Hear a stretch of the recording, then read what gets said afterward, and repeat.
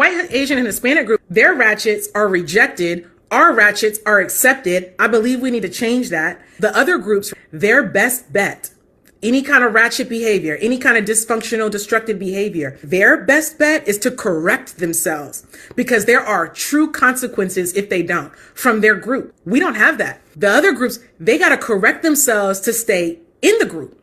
Black women can refuse to correct themselves and they still get to stay in the group.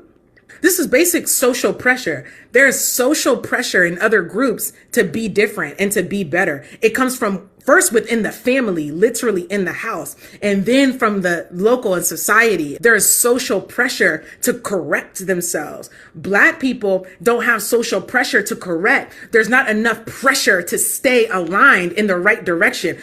So it just falls apart. If you go out of order, you keep going. There aren't enough guardrails and we don't have enough accountability. People standing up and saying, no, we don't do that. No, that's not acceptable. No, we don't live like that. No, it's not cute. No, it's not funny. No, we don't do it. And if you're going to do it, you don't get to do it in the house. If you can't align with these pro-social values, you can't be in the community because you are inherently destructive to the community. How can we keep you in here when you tear things down?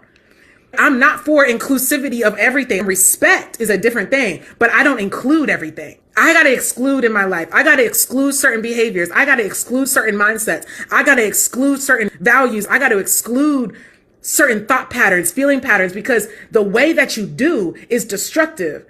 And I think as a Black community, we need to be more clear on where you draw the line. You got to include everything. You got to include everybody. I don't. I can't. I won't.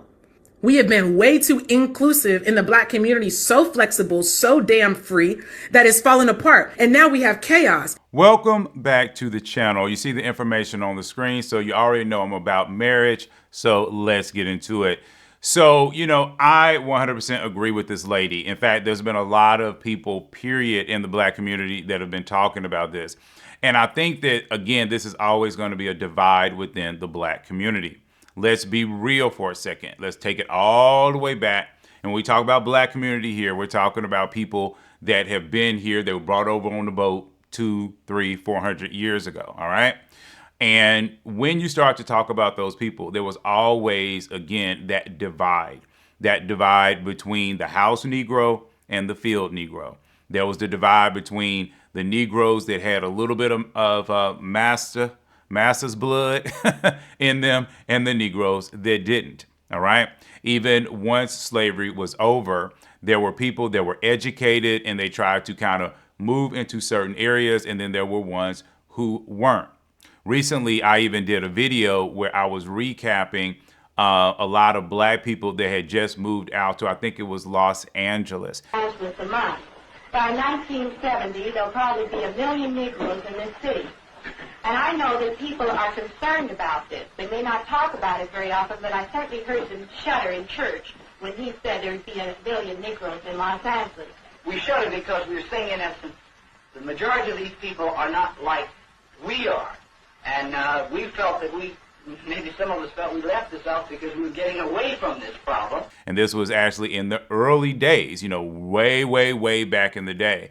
And it was a group of intellectual-based, educated Black people that were frustrated because they had what they called the field Negro, or the Negro that was basically coming in that wasn't educated, that tend to just more work with their hands.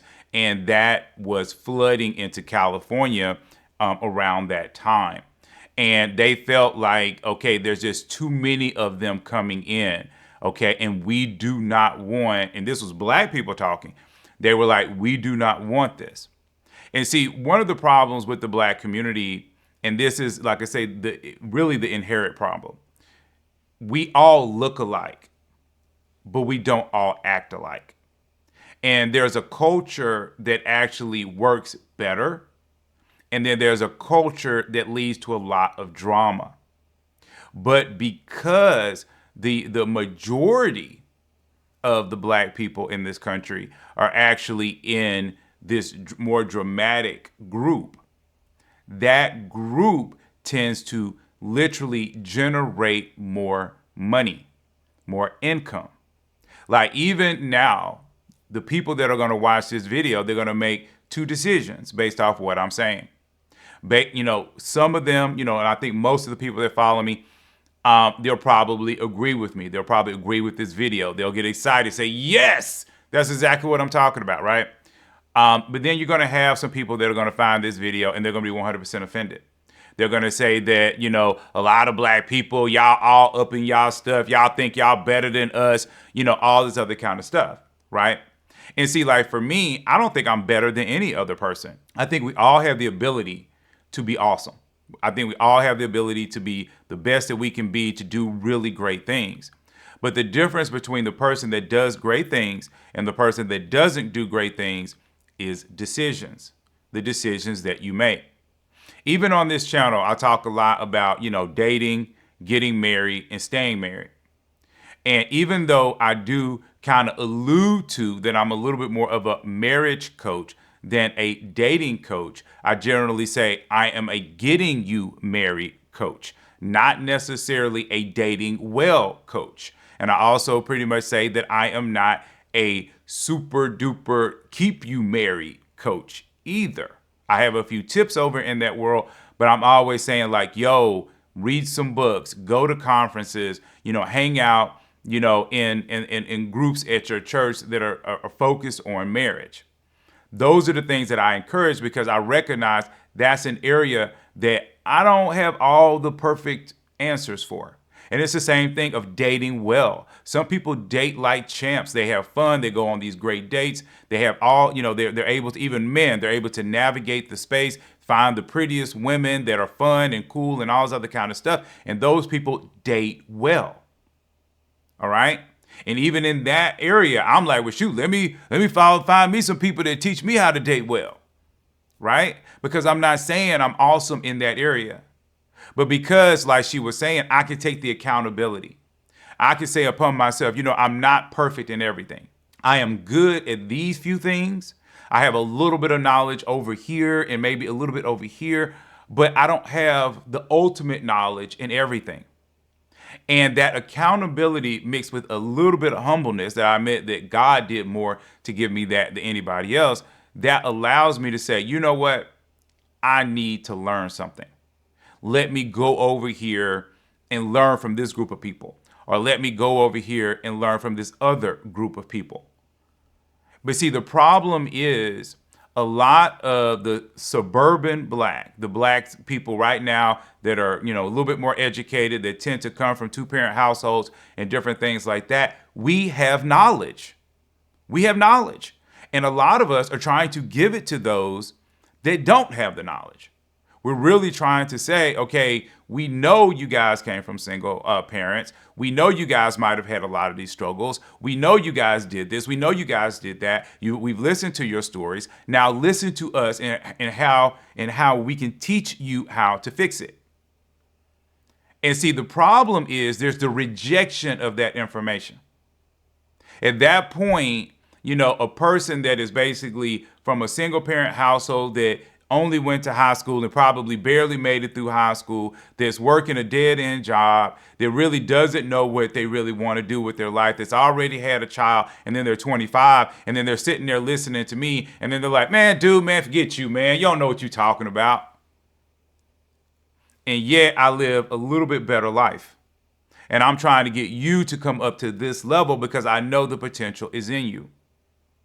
But there's that rejection within the black community.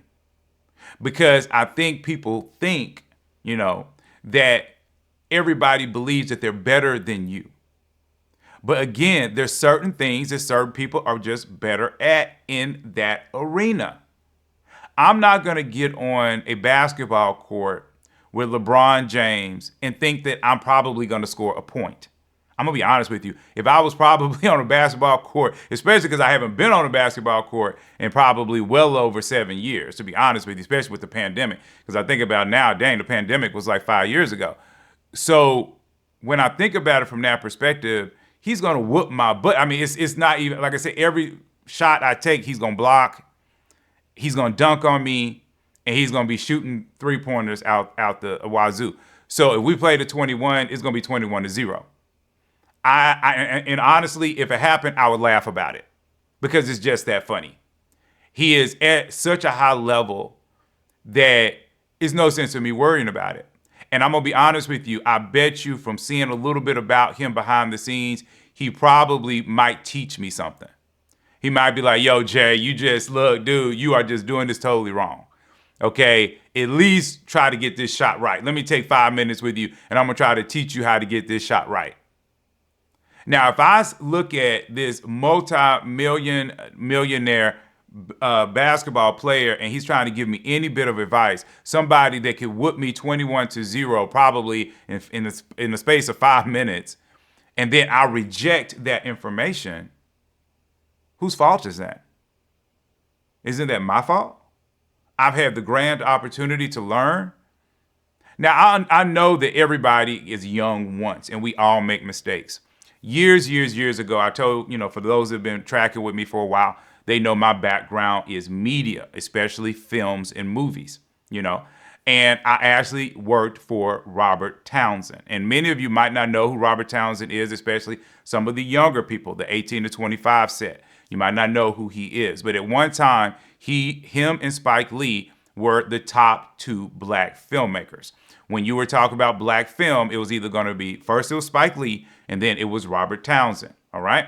Robert Townsend did The Five Heartbeats. That's the #1 movie that he is known for, all right? He also did a movie called Hollywood Shuffle that got him a lot of attention, right? So I worked under him. I did. And he came to Atlanta, and he had started something called Black Family Channel. And if you want to Google it, you could probably get a little bit of information out there if you're just bored, all right? So it came and went. It only lasted about 1.5 years. But anyway, in that time, I was one of the 20 or so people, filmmakers that was under Robert Townsend.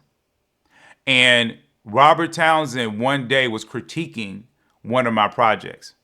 And I'll admit, I was embarrassed by the project because I kind of threw it together at the last minute because I felt like I just didn't know really what he wanted. And I threw it together, and then he was up in front of the other, 19 people or so, and he was critiquing it. And I was embarrassed. I'm not even going to lie about it. I was embarrassed. I was frustrated. I was mad. And I went off on him. I went off on Robert Townsend. At that point, he probably was a millionaire. And I was literally telling him that he was wrong about how he felt about my project. And after about 5 minutes of both of us going back and forth, he was like, okay, well, because he called me Joseph. He was like, okay, Joseph, well, you just do what you want to do. And hopefully your project will get better next week. And that was it. And so I walked out of there thinking that I had accomplished something, but in reality, I had rejected really great advice from somebody that was a lot more experienced than me. But he was an established filmmaker. He did this as a full-time job. And he already had won multiple awards for his filmmaking. And again, here I am rejecting him. There are people out here that love the black community so much that they're willing to over and over again try to give advice to any black person that will listen.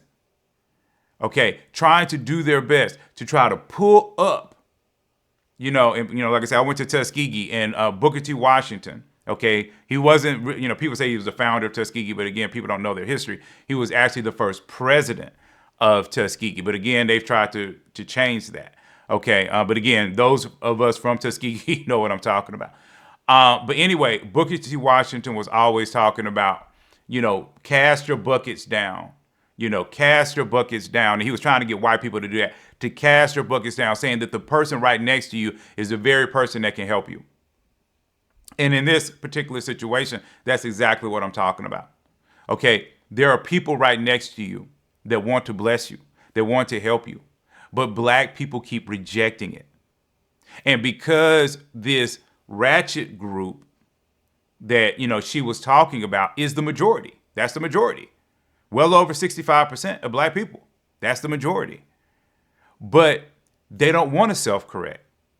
They believe that this ratchet black culture is the best black culture. And they want to hold it in place. And then the other people, this 30%, are trying to say, hey, stop doing that. Let's stop being this way. And what we're starting to see when it comes to marriage and relationships is that we're seeing a true split. I'm just being honest. Because for a lot of black men that are in this group of men that are, like I said, the more educated, they're making more money, they're doing more stuff. And then those men get rejected, not only sometimes by the educated women in their own set, but by other black women that just don't understand educated black men. Or I shouldn't say educated black men, but men that are doing well and they tend to be a little bit more conservative. Then what ends up happening is those men leave and go marry white women, or they go marry Latino women, or they go marry Asian women. Why? Because in those cultures, again, just like she said, people don't like you to be ratchet.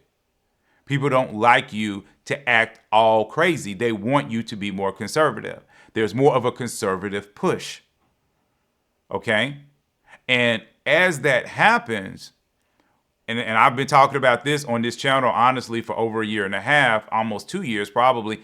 And that is, you're going to end up with what I'm going to call a gray race, a mixed race of black people that probably in 50 years will not associate with the other set of black people, because the culture is becoming different. The culture of the more conservative suburban black is totally different than the culture of the more urban black. And because a lot of those blacks in that other group, they just don't want to change. They think this is cool. They think it's fun. They think this is how things should be. It's causing a rift. It's causing a divide. And honestly, this divide, again, has been going on since the beginning. But people are trying to keep sewing us back together. They keep sewing us back together. But the problem is, with every generation, there's fewer people wanting to make that happen. And it's fewer and fewer people every single time. Okay, and as that happens and that divide gets wider and wider and wider, there's going to become a generation that just comes through and they say, you know what, I just don't care about those other black people. And if they want to fall off the off the edge of a cliff, let them go. And to me, that's the part of it that's sad. Because when I look around the world, even when I look at some African countries, I have friends, like I say, from all over the world, and we talk about it, that energy is everybody. I mean, even white people have it. Even Asian people have it. But a lot of times people are constantly trying to sew those people back into their society. But I think with us, it's almost like we're almost too far gone. And there's a lot of black men, even a lot of podcasters and YouTubers that are actually predicting that we're too far gone. And even when they start talking, because I say this is a marriage channel and a relationship channel, and there's a lot of black men basically saying by the year 2030 or the year 2040 or whatever it is, it's some number that's about 10 to 15 years away. They're basically saying black women won't even be able to get married. And see, this is what I'm talking about, because there's a certain group of people that get married and there's a certain group of people that don't. And economics are locked up in marriage. Good children, for the most part, not always, but for the most part, is locked up in marriage. Less anxiety, less problems, able to do more with your life. A lot of your peace, a lot of your happiness is wrapped up in marriage. And as we continue to grow this divide where, even among, men to women, we have a divide. And then we also have this divide between different types of black people. It's just too much.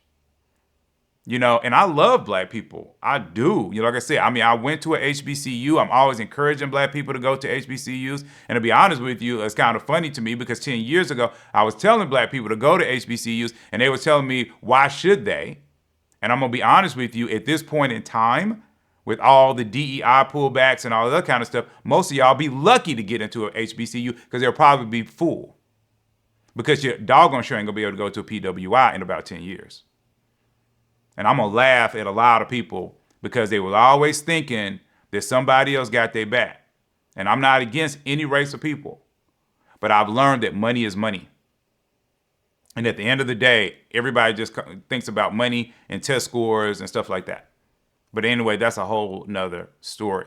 So anyway, every other Thursday, remember we do Thursday talks. So if you want to come out and be a part of that, that's generally, like I say, first and third Thursday for the most part, at least for right now. So it's always fun, 7 o'clock Eastern, 4 o'clock Pacific. And if you, like I say, even if you're getting off work, you can always just tune in, listen to it in your car. It's just always a good time. And it's a really great time because we do a lot of feedback. All right. So anyway, please like, please subscribe, and I'm going to see you all in the very next video.